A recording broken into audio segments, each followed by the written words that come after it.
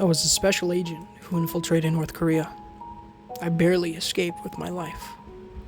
Part 3. As we passed through the woods, following a winding deer trail up and down the mountains, my thoughts kept turning back to Heejin and what she had said. "What do you think about all this?" I asked him. He looked over at me with an icy glance. "Our mission doesn't require us to think about any of this," he said. "We're just gathering information and reporting back. Thank God we came when we did. Hopefully it's still early enough in the process to undo some of the damage." "What process?" I asked. He hesitated for a long moment, then started talking, looking straight ahead and not making eye contact. "The North Koreans aren't the only ones to make this breakthrough," he said. "Scientists in the US and Russia have also experimented with genetically engineered viruses or synthetic prions that can interact with dying tissue. At the expense of higher cognitive functioning, some of these viruses can keep the body alive or even bring it back from the dead. In our experiments, the test subjects always end up like the people here. Only the lower parts of the brain still function, those related to hunger and instinctual needs. They seem to feel no pain, and they have no memories or concept of self. As far as we can tell, but that's not the strangest part. When our scientists injected a group of recently deceased corpses, the group seemed to be able to communicate somehow, as if without words. Like birds in a flock?" I asked, remembering my thoughts when I saw the silent river of bodies flowing into the town. He nodded grimly. "Somewhat, but this is more complex. We understand flock movement. It's simple science. Each bird keeps a certain gap between itself and every other bird, and so any movement on the fringes causes the entire group to move, as if of one mind, but in reality, they're all just responded instinctually to the desire to put a predetermined space between themselves and the other birds nearby. All these individuals moving in this way causes a seemingly disparate group of animals to form one collective action, though this is in no way telepathic or unexplainable. But these undead..."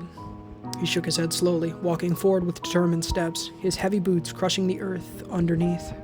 "It's something more. It isn't just instinct. It's like they can communicate with any external signal. I'll give you an example. We had 2 barred prison cells in the same hall. Every meal, one of our men would come by and give them raw meat, which they would greedily eat as soon as it was thrown, but something went wrong. The 2 reanimated corpses couldn't possibly see each other, and they never talk, not in words anyways. Sometimes they make noises when they're dying or being attacked, like we heard back there. It's always the same sounds, never a scream or a cry of pain, but that strange, drawn-out..." I nodded. "I've heard similar things before," I said. "I remember listening to a Hitler speech about the final solution. As he advocated mass murder and extermination, the crowd began clapping and it emitted that same bloodthirsty, like a combination of bloodlust and adrenaline, of extreme pleasure and the promise of future death for the enemy. But why do they do it when they die?" He shrugged. "No one knows.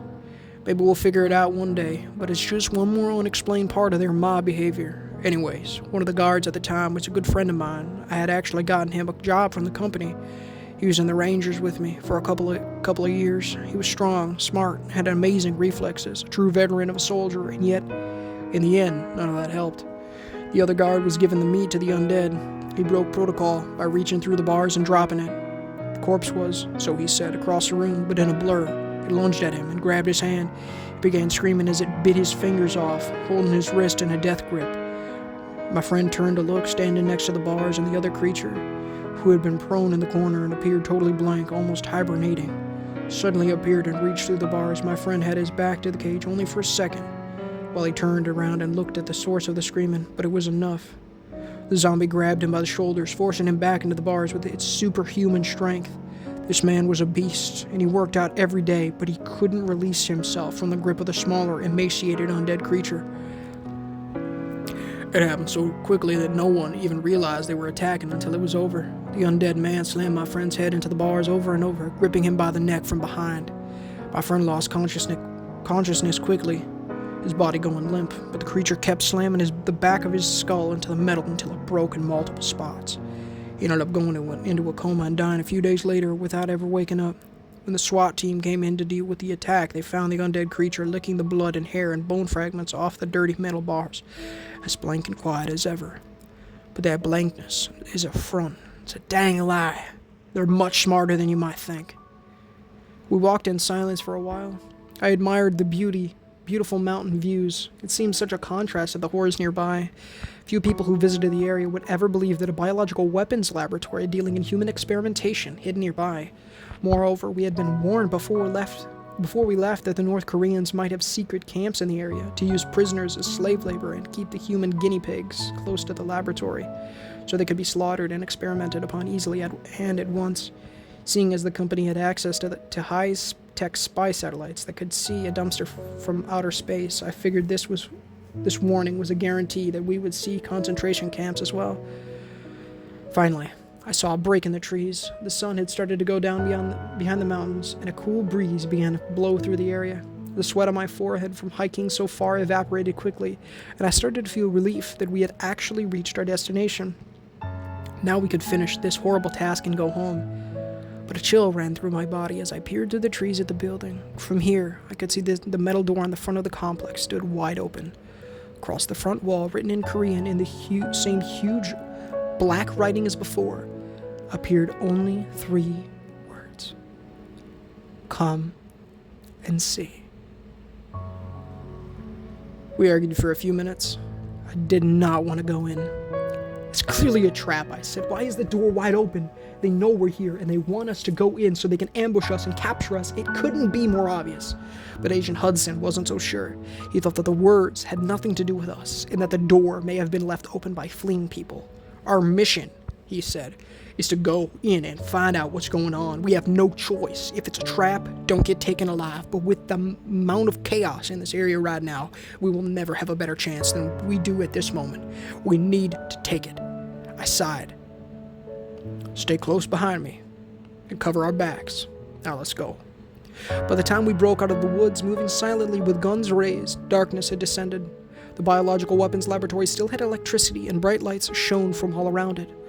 We first had to move through a razor wire fence on the outer perimeter of the complex. It had a guardhouse situated at the only gate.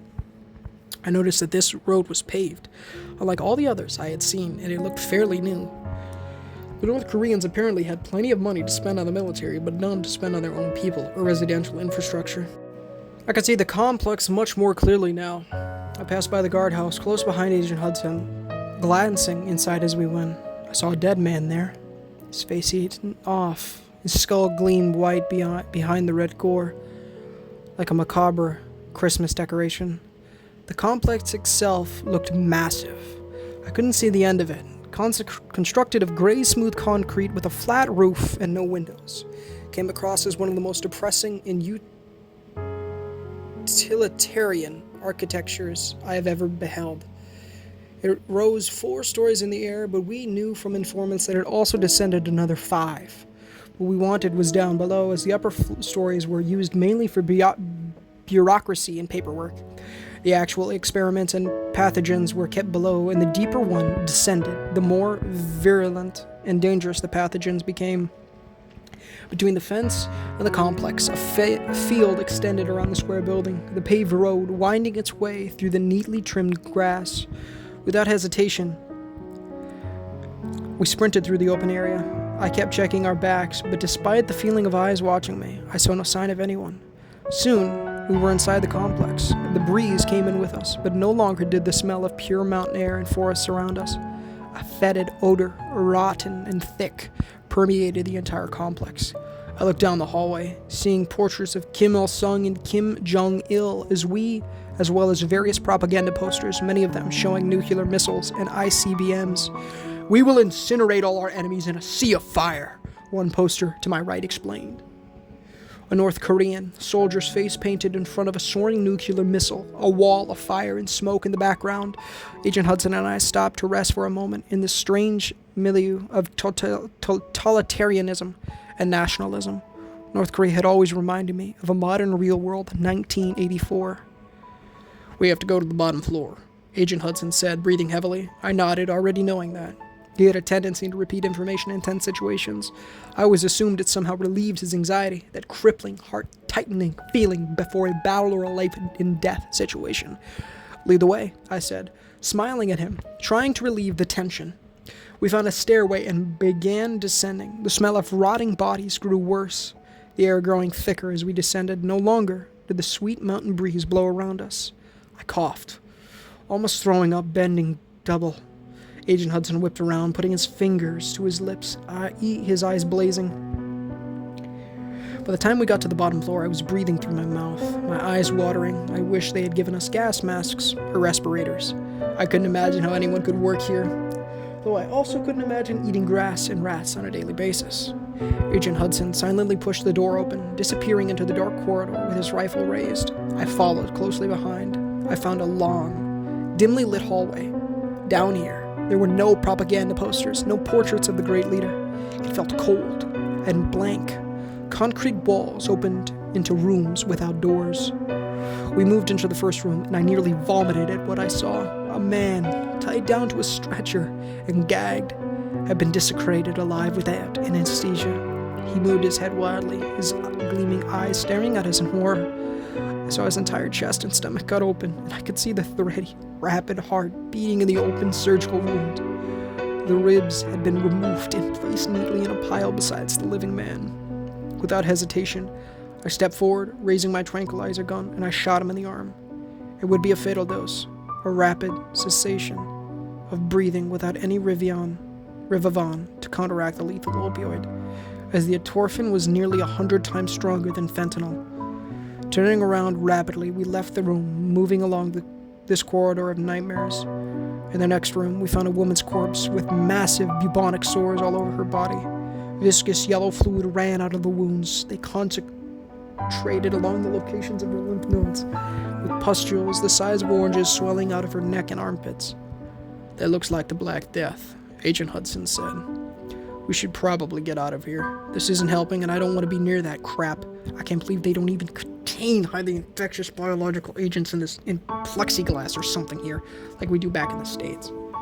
These people probably make $1,000 a year," I reminded him. "This is one of the poorest countries imaginable. Heck, I'm surprised they can even keep a constant flow of electricity to this building." We kept moving, and to my surprise, the next room wasn't some den of horrors. It was an office.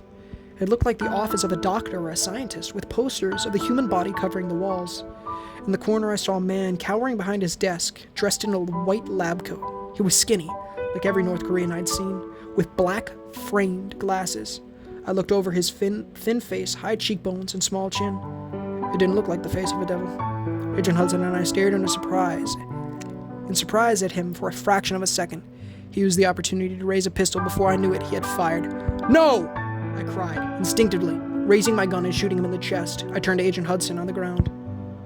I ran towards the scientist, who now laid on the floor, a puddle of blood spreading underneath his body and soaking into his white coat. I took the gun away from him and then ran back to Agent Hudson. I saw with immense relief that the bullet had hit him in his Kevlar body armor, directly above the navel. It would probably leave a deep, painful bruise, but it wouldn't kill him. He grunted, sweating now.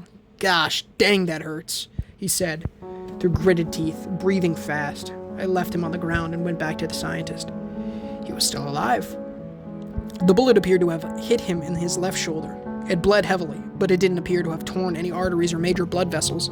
I knelt down next to him, putting my gloved right hand on the wound and pressing down. He screamed in pain. "Hurts, doesn't it?" I said. "So I want to play a game with you. If you give me the right answers, I'll let you live. If I think you're lying to me, though." I took one finger and reached into the bullet wound, pressing hard against the shattered bone fragments, feeling the warm blood running down around my gloved fingers. He nearly passed out, his face turning pale, but he came back to consciousness, shrieking and waving his arms. I took my finger out, flicking the blood off with a smile. "Okay. So what's your name?" I asked. "Dr. Lee," he said. "Okay, Lee," I said, "and what do you do here?" "I'm the head scientist for the research program here." "And are you the one responsible for all the walking corpses nearby?" I asked. He hesitated for a long moment. I sighed, bringing my fist back and punching him in the nose hard. I felt it crack under the blow, his head slamming back into the concrete floor. He began to plead and cry. "Please," he said, blood streaming out of his nose, "don't hurt me anymore. I'll tell you. Agent Hudson had, by this point, gotten shakily to his feet and walked over towards us. He leaned heavily on the desk, looking down at Dr. Lee with hatred. "Yes, I was in charge of the resurrection virus," he said. "We had obtained a sample from Russia, gathered by bribing one of the head scientists in their project. But I have no idea how it escaped from the laboratory. We had only given it to a few subjects here." "And those subjects are all still here?" I asked. He nodded, his face a bloody mess, his crooked nose and smashed. His nose crooked and smashed. "What about the rider on the skeleton horse?" He looked at me in confusion, a genuine expression as far as I could tell. "The what?" he asked. You don't know anything about some monster with bulging black eyes who rides around on a horse made of bones?" I asked. He looked at me like I was insane, and I figured that was an answer enough. I looked at Agent Hudson. "What do you want to do with this one?" I asked. "We should, in reality, take him as hostage. He likely has a lot of vital information." Shaking his head, Agent Hudson pulled his pistol out of his holster. "There's too much danger in our escape route," he said. "We weren't counting on zombies when we made them. So, change of plans. No hostages." He aimed his pistol directly at the center of Dr. Lee's face. But we were so intent on our work, neither of us noticed the undead who had entered the room. Dr. Lee's eyes widened, but not at the sight of Agent Hudson's pistol. He looked behind him, beginning to whimper and plead. I spun around, seeing a small girl missing an arm. It looked surgically amputated at the shoulder, and the wound still had yellowish pus and watery blood leaking out. Her eyes, though, were not those of a little girl. They looked like glass eyes, as lifeless as a statue's. Though this mission took place a few months ago, those eyes still haunt me, and in my nightmares, I still see them daily. With a vicious, rapid expression on her face, she sprinted forward, a blur of bloody skin and fluttering white hospital gown. Jumping on Agent Hudson's back, she began to bite furiously at his neck. He spun around in circles, trying to throw her off and screaming for help. I ran forward, but another body tackled me from the side, throwing me over the desk. As my shoulder smashed into the wood, my rifle went flying out of my hands. I landed on the chair, crushing it beneath my body, feeling the wood splinter and cut into my exposed skin. Rising quickly, I reached for my pistol, looking across the desk at the blank doll's eyes of the man standing there, a bullet hole in the direct center of his chest. I saw marks of the Black Death on his body as well. Swollen lymph nodes, turned black and purple, fluid-filled pustules the size of eggs rising on his skin. I shot him in the brain, and he went down, kicking and writhing. Agent Hudson had, by now, thrown the girl off and whipped his pistol around, shooting her in the face. Blood streamed down his neck from deep cuts where large parts of the skin had been bitten off. "Oh gosh," he said, wincing. "That hurts. We need bandages," I said. Dr. Lee sat up. "We have medical supplies in my desk," he said, pointing at the drawer. I quickly got out disinfectant and bandages, attending to Agent Hudson's wound. He breathed fast, but showed no signs of pain as I cleaned and wrapped it. "You're going to need my help to make it out of here," Dr. Lee said. "There's too many of those things. If you agree not to kill me, I'll help you, and give you whatever information you need." As if on cue, I heard doors slamming from the floors above, echoing down the stairways. "More of them are rising, and the concentration camps nearby has thousands of bodies. If you don't take my help, you'll be overwhelmed. There's secret passages nearby here." We quickly agreed to take Dr. Lee with us. Grabbing a medical kit, we got him up. I recovered my rifle and pointed it at the back of his head. "Lead the way," I said as dozens of footsteps began descending the stairs. Hey guys, and thank you so much for watching today's story. If you did enjoy, please leave a like, as it gets the gospel to those who need to hear it, as well as subscribe, because we're trying to hit 1,000 subs by the end of the year, and it would be a massive, massive blessing from the Lord if you guys did so.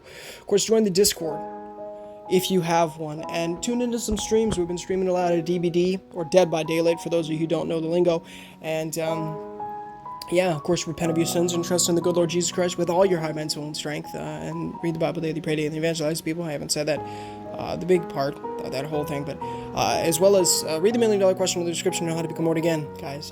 Definitely do that. Also, go check out the author of today's story, CIA hairpiece. I hope you guys are enjoying the North Korea story as much as I am. It is an absolute phenomenal one, and I believe there's currently one more part up. It might be the finale. I do not know. I have yet to finish it, so I have to finish recording that sucker. So it's probably going to be the finale, though, because CIA Herpes is writing more stories. But we've gotten even more permissions to do more stories. So, guys, stay tuned for a ton of new horror stories. As always, guys, this is Ninja Gamer, signing off.